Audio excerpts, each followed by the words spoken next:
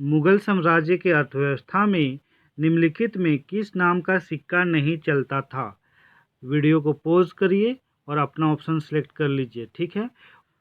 और सभी मुगल सिक्कों के बारे में मेरे द्वारा जानिए विस्तार में। तो ऑप्शन ए है जलाली, बी है निसार, सी है रूही, डी है जीतल। तो इसका आंसर है सी, रूही। मुगल साम्राज्य में मुगल अर्थव्यवस्था में मुहर सिक्का एक सोने का सिक्का था जिसे अकबर के शासनकाल में प्रारंभ किया गया था और इसका जो मूल्य था वो 9 रुपये के बराबर था। और मुहर सिक्का मुगलों का सबसे अधिक प्रचलित सिक्का था।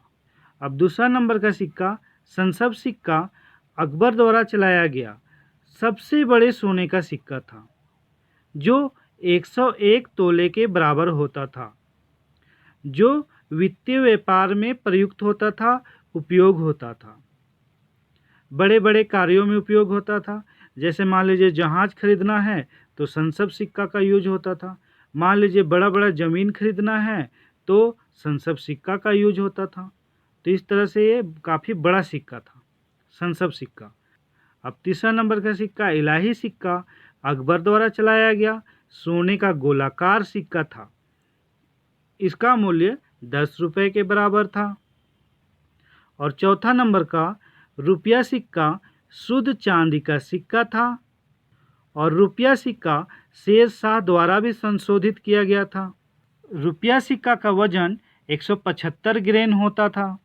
अब पांचवा नंबर का सिक्का जलाली सिक्का चांदी का वर्गाकार सिक्का था, इसे अकबर द्वारा चलाया गया था। और छठा नंबर का सिक्का दाम सिक्का अकबर द्वारा चलाया गया था, यह तांबे का सिक्का था और दाम सिक्का रुपये का 40वें भाग के बराबर होता था। सातवां नंबर का सिक्का जीतल सिक्का तांबे का सबसे छोटा सिक्का था, यह दाम के 25वें भाग के बराबर होता था। जीतल सिक्का को फुलूस या फिर पैसा कहा जाता था। आठवां नंबर का सिक्का निसार सिक्का जहांगीर बादशाह द्वारा चलाया गया था, यह तांबे का सिक्का था जो रुपये के चौथाई भाग के बराबर था। नवां नंबर का सिक्का आना सिक्का दाम और रुपये के बीच में चलाया गया था। इसका अर्थ है कि ये बीच का सिक्का था, दाम और रुपये के बीच में आना सिक्का था।